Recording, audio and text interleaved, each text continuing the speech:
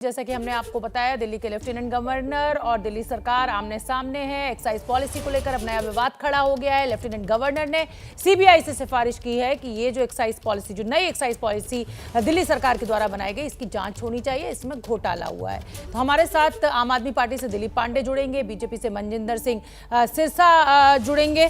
मैं सबसे पहले मनजिंदर सिंह सिरसा जी आपका रुख करना चाहूंगी। दिल्ली सरकार ये कह रही है कि भाई इसमें जो शराब खरीदने वाले लोग हैं उनका फायदा है, जो कारोबारी हैं यानी जो ठेकेदार हैं उनका फायदा है, और रेवेन्यू का फायदा दिल्ली सरकार को हो रहा है। तो फिर घोटाला कहां से हो गया?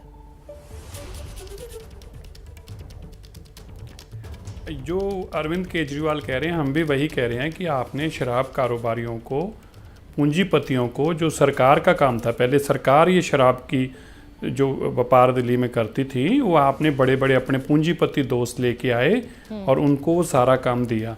हम भी यही कह रहे हैं, और ये सारी बातें अरविंद केजरीवाल जी के लोगों ने ही मुझे बताई थी, जहाँ से ये बात शुरू हुई। मैं आपको एक एक करके बताता हूँ और मुझे बताएं कि हमारी इसमें उनको कौन सी बात गलत लगती है, हमारी बातों का जवाब दें। इधर उधर की बातों का तो कोई फ़ायदा नहीं है। देखिए, सबसे पहले मैं आपको बताऊँ, ये एक्साइज की पॉलिसी है। इस एक्साइज की पॉलिसी को कैबिनेट ने अप्रूवल दी। कैबिनेट ने 22/3/2021 the department has been directed vide cabinet decision number 2983 dated 22 March 2021। जब एक बार किसी को कैबिनेट ने अप्रूवल दे दी तो उसको बदलने का अधिकार किसी को नहीं रह जाता, लेकिन इस पॉलिसी को बदला गया किसके द्वारा? ग्रुप ऑफ मिनिस्टर्स के द्वारा। वो कौन कौन है? मनीष सिसोदिया जी, सत्येंद्र जैन जी और कैलाश गहलोत जी। और क्या किया? The group of ministers wide minute dated 5th April 2021 recommend and approve additional clarifications modifications in the report of group of ministers. तो उन्होंने इस पॉलिसी के अंदर फेल बदल किया कैबिनेट की अप्रूवल के बाद। तो ऐसा ये क्यों किया गया? जो अरविंद केजरीवाल जी के बड़े बड़े पूंजीपति दोस्त हैं, बहुत बड़े बड़े कारोबारी व्यापारी हैं, जिनको फ़ायदा देने के लिए दिल्ली के शराब के ठेके प्राइवेट लोगों को बेचे गए, उन लोगों के लिए किया गया। अब दूसरी बात, इस पॉलिसी के अंदर, मैं तो उन्हीं की पॉलिसी की बात कर रहा हूँ, इस पॉलिसी के अंदर अगर आप पेज नंबर 11 पे आएंगे तो इसमें लिखा है कि जो बिचौलिए हैं उनको 12% कमीशन दी जाएगी। तो बिचौलिए कौन है? Profit margin for L1 is 12%। 12% लिखती तौर पर अरविंद केजरीवाल जी जिन पूंजीपतियों को लेके आए, बड़े बड़े अरबों रुपए के पैसे वाले जो उनके दोस्त हैं उनको लाए, उनको व्यापार देने के लिए 12% उन्होंने फिक्स उनकी आमदन तय की। आप बताइए, आप भी टीवी पे भी हैं, इतना बड़ा आपका चैनल भी, आपने कभी इससे पहले देश में किसी सरकार ने सुना है कि बिचौलियों के लिए 12% रखा गया हो कि आपको 12% मिलेगा? और 12% किस पे? मान लीजिए अगर 10,000 करोड़ का रेवेन्यू आता है तो इसका मतलब 50,000 करोड़ की शराब बिकेगी। तो 50,000 करोड़ रुपए की शराब पे 6,000 करोड़ रुपए, आप सोचिए, 6,000 करोड़ रुपया प्रॉफिट दिया गया है। 6,000 करोड़ रुपया। अगली मेरी सबमिशन सुन लीजिए। अच्छा, ठीक है, 1 मिनट लगेगा, मैं आपकी, ठीक है, पूरी कीजिए। एक ही पॉइंट और है, अब उनको जवाब देना आसान हो जाएगा। उसके बाद उस पॉलिसी में लिखा है कि आप किसी को भी, आप ना, जो होलसेलर है वो रिटेल का काम नहीं कर सकता, जो रिटेल वाला है वो फैक्ट्री नहीं चला सकता। सो 3 लोग हैं, मैन्युफैक्चरर, होलसेलर, रिटेलर। इनमें से कोई भी आदमी 2 काम नहीं कर सकता, सब अलग अलग रहेंगे। लेकिन यहाँ क्या किया गया, ये बड़ी पंजाब बॉटलर्स प्राइवेट लिमिटेड, इसकी 6 ब्रांड रजिस्टर्ड है, 6 फैक्ट्रियां हैं, इसको रिटेल का काम दिया गया, जोन नंबर 32 एयरपोर्ट का, और इसी आदमी को होलसेल का काम दिया गया KSJM के नाम से। इसी तरह दूसरा है, ये एडी ब्रॉन्सन एक कंपनी है जिसकी 5 फैक्ट्रियां हैं, इसकी मैन्युफैक्चरिंग के साथ ठीक है, मोटा मोटा ये है कि भाई एक आदमी को एक ही काम दिया जा सकता था, लेकिन यहाँ पे एक कंपनी को 2-2 3-3 काम दिए गए। दिलीप पांडे साहब मेरे साथ जुड़े हुए हैं। दिलीप पांडे साहब, पहला आरोप ये है कि 22 मार्च 2021 में जो पॉलिसी आपके द्वारा बनाई गई थी कैबिनेट के द्वारा, उसमें ग्रुप ऑफ मिनिस्टर्स द्वारा चेंज किया गया, जो कि जो नहीं होता है, जो गलत है।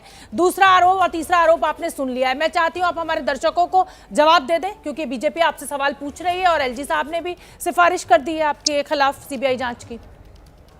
मैं सिरसा जी को सुन रहा था तो मुझे कुछ दिन पहले दिल्ली में कुछ होर्डिंग पोस्टर्स लगे थे कि पता नहीं किसने तो गुरु की गुल्लक छुड़ा लिए, तो वो मुझे याद आया कि ऐसा आदमी जिसके ऊपर इस तरह के संगीन आरोप है। निजी हमला नहीं, जवाब दीजिए। आपकी सरकार पर बहुत गंभीर आरोप लगे हैं दिलीप जी, निजी हमला नहीं, आपकी सरकार पे आरोप लगे, उसका जवाब दीजिए प्लीज। हाँ नहीं, अच्छी, बिल्कुल सही बात है, बिल्कुल सही बात है। हाँ। अब आप इनके आरोपों को ध्यान से पता नहीं कर पा रहे हैं। इनके आरोप हास्यास्पद है, मजाकिया लगते हैं। मतलब कैबिनेट जनता की चुनी हुई सरकार है, जनता विधायक चुनती है, विधायक कैबिनेट चुनता है, और कैबिनेट जो है पॉलिसीज बनाती है, जनता के हक में नीतियां बनाती हैं, निर्धारण करने का अधिकार कैबिनेट को है। ये कह रहे हैं कैबिनेट ने कैसे चेंज कर दिया। असल बात क्या है वो मैं आपको बताता हूँ। असल बात ये है कि ये जिसके पीछे ये घूम रहे हैं, जिसकी चाटुकारिता कर रहे हैं, वो देश के प्रधानमंत्री मोदी जी दरअसल अरविंद केजरीवाल से डरते हैं। ये पूरा का पूरा आरोप जो है उस डर को व्यक्त करने के लिए है। पूरा देश जो है अपने जवाब नहीं दे पाएंगे। मैंने क्या कहा था, ये जवाब नहीं दे पाएंगे, ये अपनी चोरियों का जवाब नहीं दे पाएंगे, इसलिए मैंने आपको कहा था ये इधर उधर की बातें करेंगे लेकिन जवाब नहीं दे पाएंगे हमारे सवालों का, क्योंकि हमारे सवालों पे मुकदमा दर्ज हुआ है। दिलीप पांडे जी सुन लीजिए, सिरसा जी शांत हो जाइए। दिलीप पांडे, बहुत प्रिसाइजली 3 आरोप आपके सरकार के ऊपर लगाए गए, और आपके अपने चीफ सेक्रेटरी की रिपोर्ट के बाद ये सिफारिश की गई। चीफ सेक्रेटरी यूटी काडर का आईएएस होता है, वो दिल्ली के मुख्यमंत्री को रिपोर्ट करता है, उसके अंडर में काम करता है, वो एक रिपोर्ट दाखिल करता है। उस रिपोर्ट में जो सवाल उठाए गए उनका जवाब आप प्रिसाइजली दे दीजिए। किसके इशारे पे हो रहा है, केंद्र क्या कर रही है, कौन किससे डरता है, उसको छोड़ दीजिए। मेरी बात मानिए आप। मैंने इनको भी सुना बड़े ध्यान से, मीनाक्षी लेखी को भी बड़े ध्यान से सुना। ये क्या आरोप लगा रहे थे, घोटाला हो गया। मेरे हिसाब से अगर ये घोटाला हुआ है तो देश का पहला ऐसा घोटाला होगा जिस घोटाले से सरकार को एक साल में 1300 करोड़ रुपए का फायदा हो रहा है। ठीक है, मतलब ये कैसा घोटाला है जहां सरकार का रेवेन्यू बढ़ रहा है और सिरसा जी नाराज क्यों है? मुझे लगता है एक ही बात से नाराज है कि कोई उनका जानने वाला रहा होगा, उसकी सेटिंग नहीं करवा पाए होंगे, उसके साथ घोटाला नहीं करवा पाए होंगे, इसलिए भड़के हुए हैं, नाराज है। वरना ऐसा कोई घोटाला नहीं होता जिसमें सरकार को फायदा होता हो। मैंने पूरी मीनाक्षी लेखी की प्रेस कॉन्फ्रेंस सुन ली और मैं यकीन से बता रहा हूँ ना आप समझ पाएंगे उसमें एक आरोप, न मैं समझ पाऊंगा। ठीक है दिलीप पांडे, प्रोसीजरल लैप्स, ये कागज में लिए हुए बैठी हुई हूँ, एक मिनट, जिसपे सिफारिश की गई है। दिलीप पांडे, प्रोसीजरल लैप्स की बात की जा रही है। दिलीप पांडे, प्रोसीजरल लैप्स की बात की जा रही है, क्या ऐसा कोई प्रोसीजरल लैप्स है जिसका जवाब आज आप हमारे दर्शकों को बताना चाहें? लगा है और देश को केजरीवाल से उम्मीद है, ये उम्मीद इन लोगों से बर्दाश्त नहीं हो रही। 4 महीना पहले अरविंद जी ने बताया था कि मनीष सिसोदिया को गिरफ्तार करने की साजिश करने वाले हैं। आज वही फलीभूत होता दिख रहा है। आप सोच के देखिए, जो व्यक्ति 6 बजे सवेरे उठ के सरकारी स्कूल के दौरे करता है, ये क्या भ्रष्टाचारी है? मेरा रिपोर्टर जुड़ा हुआ है, हमारा रिपोर्टर दिलीप पांडे, आऊंगी आपके पास। आप मेरे किसी भी सवाल का सीधा जवाब नहीं दे रहे हैं, ये शिकायत रहेगी मुझे आपसे। दीपक रावत का मैं रुख करना चाहूंगी, मेरे रिपोर्टर हैं और इस पूरे मामले पर नजर रखे हुए हैं। दीपक रावत, जो जिसे कहा जाए शिकायतें की जा रही है बीजेपी के द्वारा, जो आरोप लगाया जा रहा है, उसमें सीधे सीधे कहा जा रहा है कि 22 मार्च 2021 में, मार्च के महीने में कैबिनेट ने एक एक्साइज पॉलिसी को फाइनल किया, उसके बाद दोबारा कैबिनेट नहीं बैठी, एक ग्रुप ऑफ मिनिस्टर्स ने उस एक्साइज पॉलिसी में चेंज कर दिए। ये नियमों के खिलाफ है। क्या जानकारी आपके पास है और क्या आपका पक्ष है?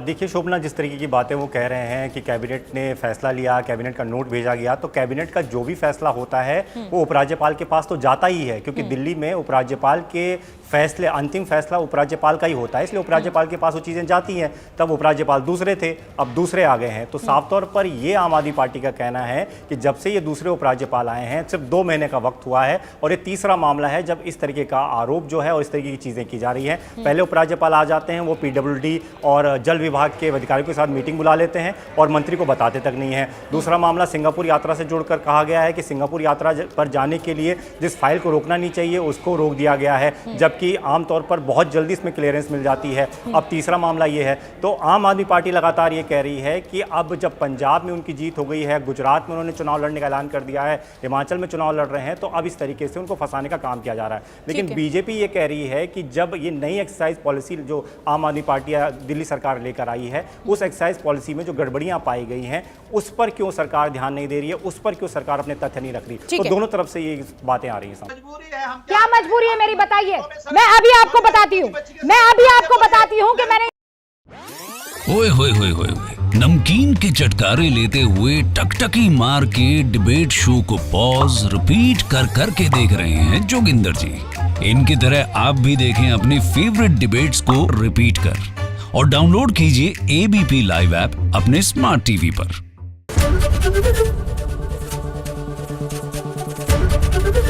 एबीपी न्यूज आपको रखे आगे।